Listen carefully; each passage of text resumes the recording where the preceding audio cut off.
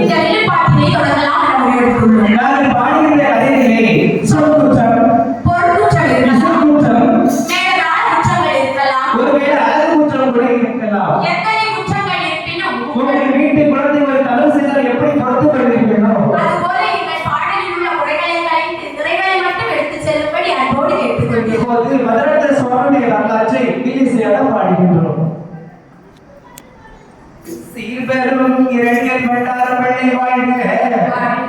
சிறந்த பிள்ளை வயது 77 ஆகுது. கேசவன் சுவாமி மதுராந்த வளர்ந்த நாளில் இவன் வாழ்த்து எண்ணி லட்சுமி என வரை சாரதேவியரின் திருப்பாதைகளை கங்கை நீரால் பூஜிக்க அன்னை ஜபம் செய்து அணிந்த மாலை அன்னை இவருக்கு தற்பட்ட பிரசாதம் அனுப்பி அம்மா அம்மா என்று அந்த பகலும் மதுராந்த வாழ்ந்த மதுராந்த சுவாமி கதையை அத்தனையும் எல்லாவால் அறிந்தபடி நான் பாட சக்தி உமை சரியால் தானீன்ற குஜரமோ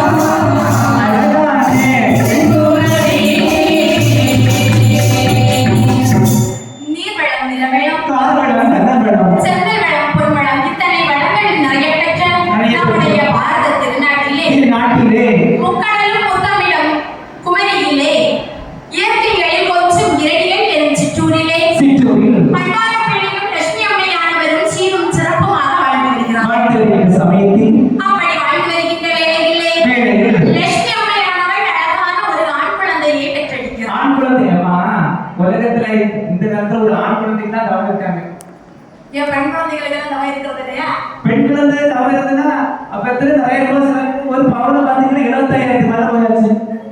அப்படி எல்லாம் இல்ல, பெண்ணா இருந்தாலும் பொண்ணாயா. சரிதான்.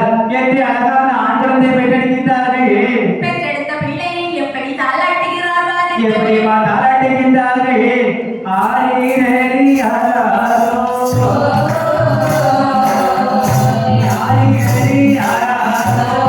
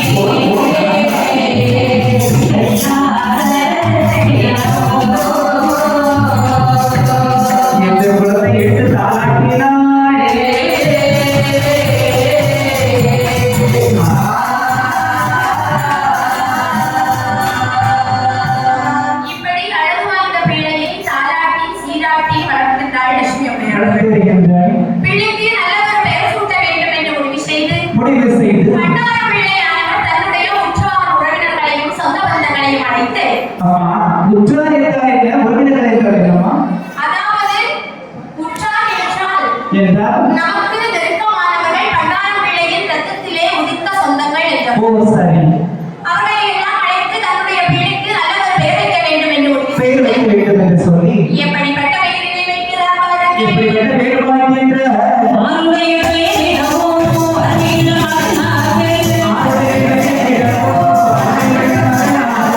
இன்னொரு பெயரிடமோ முதலை பெயரிடமோ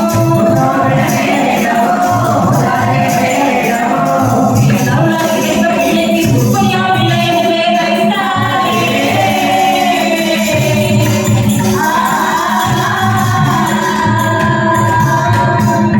பெற்றெடுத்த பிள்ளைக்கு சுப்பையா பிள்ளை என்று பெயர் வைத்து பெயர் வைத்து நாடொரு மேனியும் பொழுது வண்ணமுமாய் வளர்க்கிறாள் லட்சுமி அம்மா. ஆமா நாடோடு வேலை பொழுது வேண்டுமா என்று சொன்னால் அதாவது முத்தி தவம் கிடந்து 300 நாள் சுமந்து சுமந்து அன்பின்பகலாய் சிவனை ஆதரித்து தொன்னிச்சையை சுமந்து பெற்ற பிள்ளை. ஓ அதான் நாடோடு வேலை பொழுது வேண்டுமா அவனை வட்டிலிலும் தொட்டிலிலும் மார்பிலும் தோள்களிலும் போட்டு வளர்க்கிறாள் அன்னையனவர். வளர்த்து வருகின்ற வேளையில் பிள்ளைக்கு 5 வயது ஆனது. 5 வயதா அம்மா எனக்கு 5 வயசு ஆயிட்டா உடனே லட்சுமி அம்மையானவள் என்னம்மா சொல்லுகின்றாள் தன்னுடைய மகனான சுப்பையா பிள்ளையை அழைத்து அழைத்து மகனே சுப்பையா பிள்ளை என்னம்மா உனக்கு 5 வயது ஆகிறதப்பா. அப்படியாம்மா நான் இப்ப என்ன பார்த்தா சின்ன குழந்தை போல இருக்கம்மா 2 வயசு கூட ஆகல 5 வயசு கூட ஆனால் நீ பள்ளிக்கு போக வேண்டும் என்று சொல்லி அம்மா பள்ளி அது மட்டும் இல்ல, பள்ளிக்கூடத்துக்கு மட்டும் நான் போக மாட்டேன் அப்படியெல்லாம் சொல்லக்கூடாதப்பா. ஏம்மா நான் வீட்டுல இருந்தேன்னா அப்பா முட்டாய் வாங்கி தருவாரு எல்லாம் வாங்கி தருவாரு பள்ளிக்கூடத்துக்கு போய் யார் வாங்கி தருவா சொல்லு நீ பள்ளிக்கூடத்திற்கு போய் திரும்பும் பொழுது உன்னுடைய தந்தையானவர் முட்டாய் வாங்கி வைத்திருப்பார் என்று சொல்லி சரி அப்பா அப்பா வாங்கி வைப்பாரு நான் பள்ளிக்கூடத்துக்கு போறேன் மகனை அன்போடு அரவணைத்து பாடசாலைக்கு அனுப்புகிறாள் லட்சுமி அம்மையார். அது போகின்ற வேலையிலே என்னம்மா நினைக்கின்றது பள்ளியில் சென்றே படித்து வருவாய் மாதா கண்மணியே கண்மணியே பாலையா பெண்மணி, பெண்மணி. பாலகா பள்ளி பாதைகள் உண்டையா பகை கொள்ளாதே மகனே. பள்ளியில் சென்று படித்து வருவாய் பாலையா பெண்மணி. பாலையா பெண்மணி, பலகைகள் உண்டடா. பாலையா பெண்மணி, பலகைகள் உண்டடா. கொள்ளாதே மகனே. உடனே கற்று இன்ப முதலே அருளவி வருவாய்.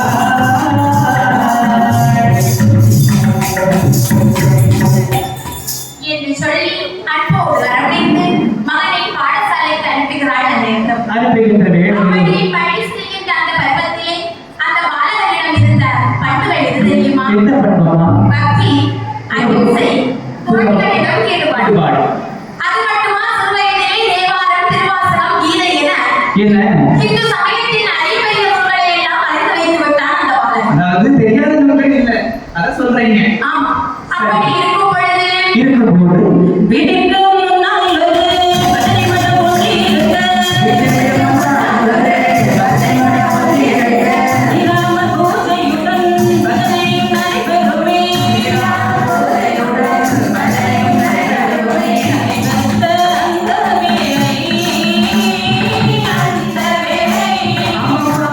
அந்த வேளை சுப்பையாவும் கலந்திடுவார்.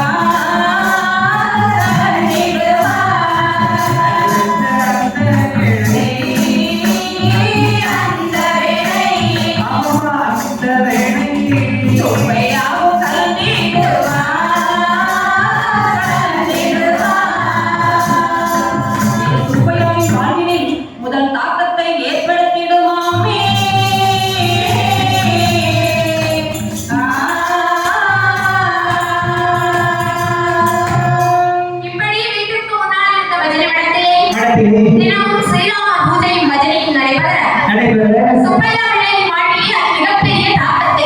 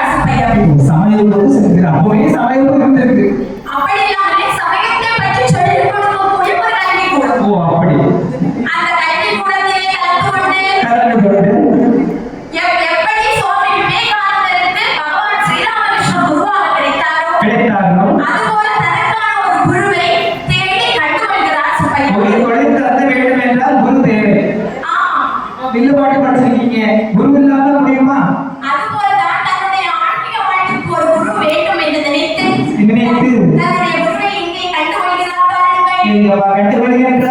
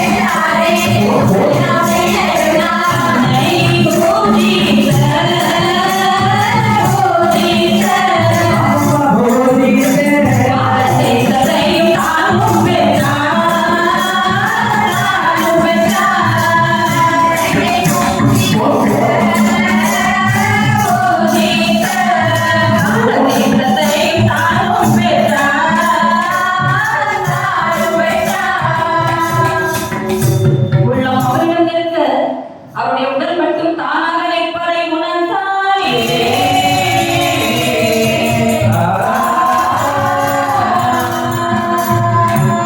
இப்படி தன்னுடைய 18ஆம் வயதிலே இரண்டிற்கு அருகிலுள்ள ஒரு கடைத்தெருவிலே ஏழைகள் சொல்லலாம் பக்கத்து என்னம்மா ஆமா, சரி. தன்னுடைய குருவான அப்பானந்த சுவாமிகளை கண்டுகொள்கிறார் சுப்பையா அவர்கள். கண்டு கொண்டு தன்னுடைய குருவை கண்டதும் உள்ளம் அவருடன் இருந்த, அதாவது குருவுடன் செல்ல உடல் மட்டும் தானாக அங்கே தவிப்பதை உணர்ந்தாராம் சுப்பையா அவர்கள். எப்படியாவது மடத்திற்கு சென்று சேர்த்து விட வேண்டும் என்று முடிவெடுத்து விட்டார். முடிவெடுத்துக் கொண்டிருக்கின்ற வேளையில் அவருடைய உள்ளிடப்பை தாயான லட்சுமி அம்மையார்கள் அறிந்து கொள்கிறார். எப்படி அருள்கின்றாய் உடனே தன்னுடைய கணவனான பண்டாரம் பிள்ளையிடம் அழுது புலம்புகிறார். எப்படி வாழ்ந்து கொள்கின்றாய் துளம்பி மீது கைகள் விட்டு கோவை லட்சுமி அம்மையார் கோதி பண்டார பிள்ளையோடு சொல்கிறார். கோதி பண்டார பிள்ளையோடு சொல்கிறார்.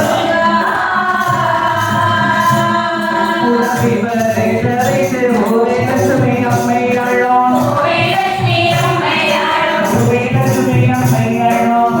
லட்சுமி அம்மையார்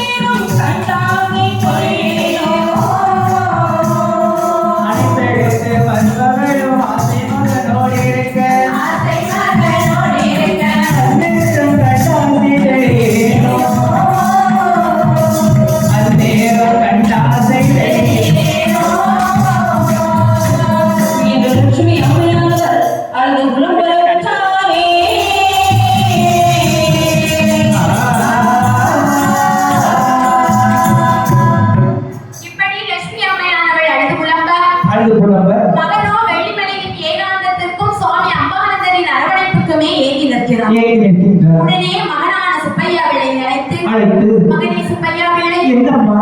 நீ கண்டிப்பாக மடத்திற்கு போகதான் வேண்டும் அப்பா. அம்மா நான் கண்டிப்பாக மடத்துக்கு தான் போவேன். அப்படியெல்லாம் சொல்லக்கூடாதப்பா. அம்மா நல்ல காரியங்களை செய்ய வேண்டுமே, ஆனால் வீட்டிலிருந்து செய்தால் நடக்காது. நான் மடத்திற்கு சென்று துறவியாக இருப்பேன் அம்மா. ஐயோ, எப்படியாவது இறையனுபவம் தனக்கு கிடைக்கும். அந்த இறையனுபவத்தின் மூலமாக நான் மடத்திற்கு சென்று சேர்த்து விட வேண்டும் என்று சுப்பையா பிள்ளை நினைத்துக் கொண்டிருந்த வேளையில் அங்கே அவருக்கு இறையனுபவம் எப்படி தெரியுமா வந்தது? எப்படி வந்தது? ஆசிரமத்திலே தொடங்கப்பட்ட ஆரம்ப பள்ளிக்கு ஆசிரியர் தேவை. ஓஹோ. ஆனால் இந்த அரசாங்க உத்தியோகம் இவருக்கு நிறைய வந்த போதும் அதையெல்லாம் விட்டுவிட்டு இவர் ஆசிரமத்திற்கு போக வேண்டும் என்று அம்மா நினைத்தார். அந்த காலத்துல அரசாங்க வேலை வீடு தேடி வரும். இப்ப நம்ம போனாலும் கிடைக்காது. கரெக்ட் சரிதானம்மா? சரிதான் சரிதான் என்று தாயான லட்சுமி அம்மையானவள் நினைத்துக் கொண்டிருக்கும் அந்த வேளையில் மகனோ மடத்திற்கு சென்று துறவியாக வேண்டும் என்று முடிவெடுத்தே விட்டார். ஆஹா.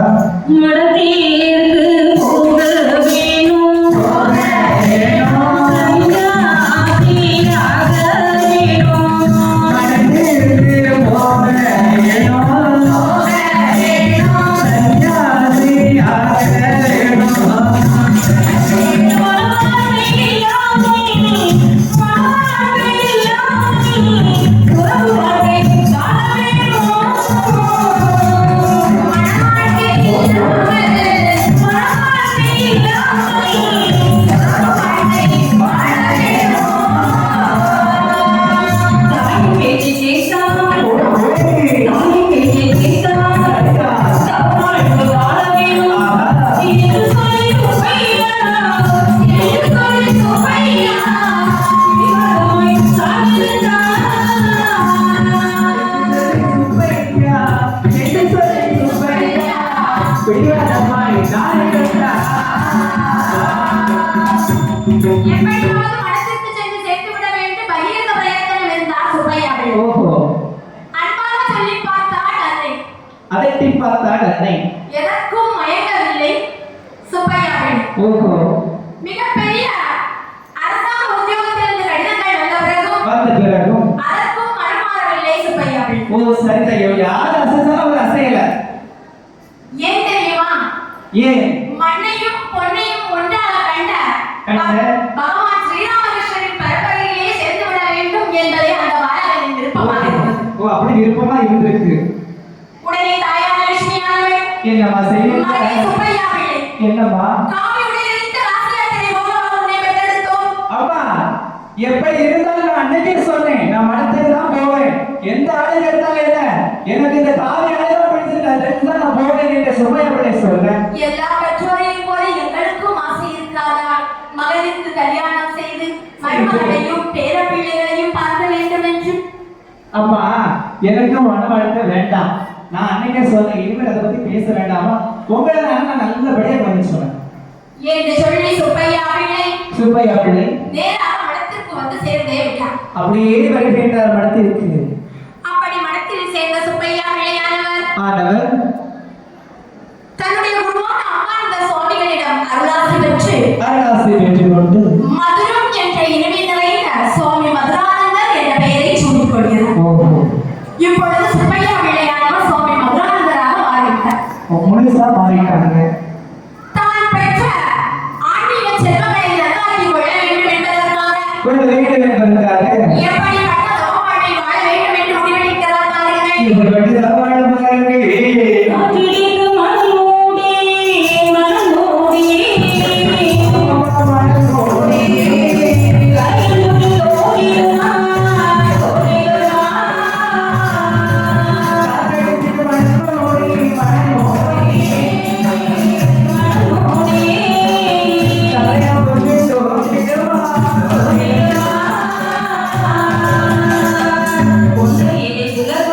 ஆ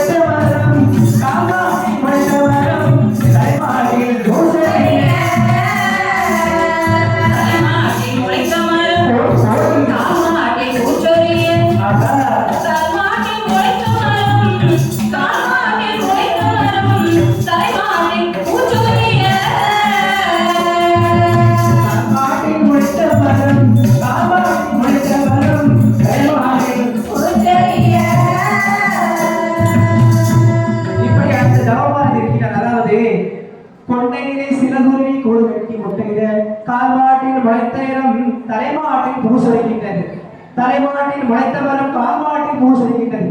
இப்படி காற்றென்று மழையென்று மாறாமல் இந்த மதுரண்ட சுவாமியானவர் தவம் இருக்கின்றார். எப்படி வால்மீகி முனிவர் தவம் இருந்தாரோ அப்பா அதுபோல ஒரு தவ வாழ்க்கையை வாழ வேண்டும் என்று சொல்லி ஈத்தாமணியில் இருக்கக்கூடிய கோவை சுவாமிகளின் சமாதிக்கு சென்று அங்கே தவ வாழ்வு மேற்கொள்கிறார். ஓஹோ, எப்படிப்பட்ட தவ வாழ்வை மேற்கொள்கிறார் பாருங்கள். எப்படிப்பட்ட தவ வாழ்வு என்று சொன்னால் கன்னியாகுமரி மாவட்டத்தில் ஈத்தாமணி ஊரத்திலே கன்னியாகுமரி மாவட்டத்தில் ஈத்தாமணி ஊரத்திலே கோவை சாமி சமாதியில் மௌனவிரதம் சார்ந்திருந்தார். கோவை சுவாமி சமாதியில் மௌனவிரதம் சார்ந்திருந்தார். நிம்மேதாதே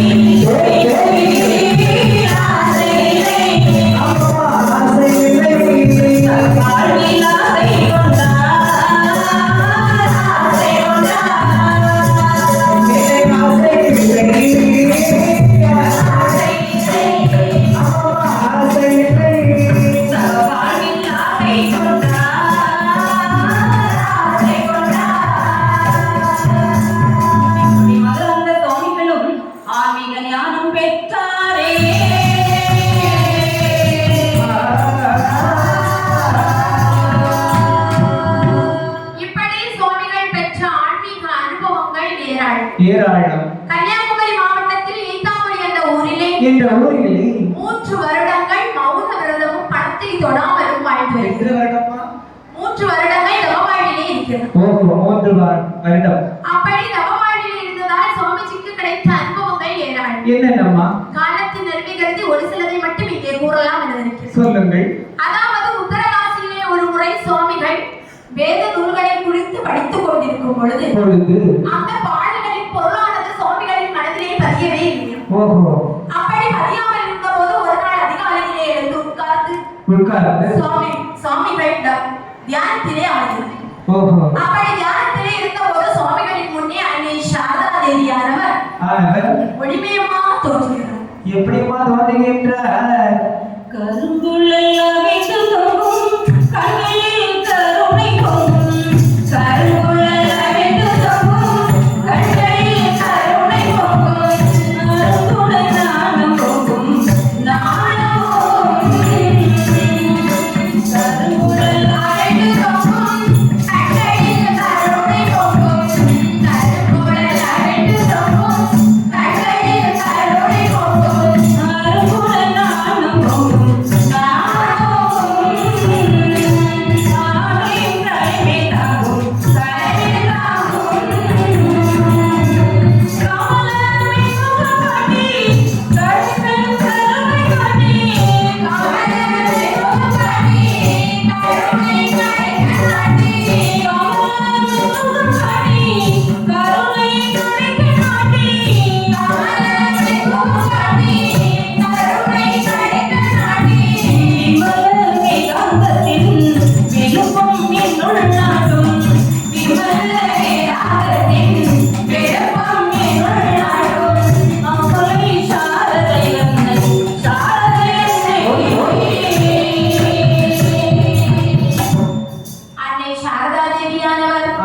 சுவாமிகளின் முன்பே ஒளிமயமாக தோன்றி தன்னுடைய அந்த கடைக்கண் கண்மணிகளை கட்டிய அந்த வேத நூல்களின் பொருட்கள் எல்லாம் சுவாமிஜிக்கு அப்படியே மனதில் பதிந்து விட்டார்.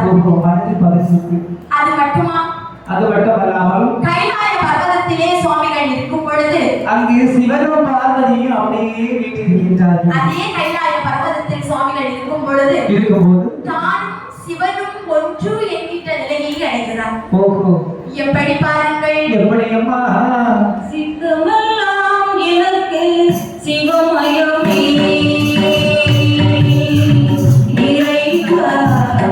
சிரித்த கரங்களுக்கு இலைமயமே. சித்தமெல்லாம் எனக்கு சிவமயமே. உன்னை சிரித்த கரங்களுக்கு இலைமயமே. சித்தமெல்லாம் எனக்கு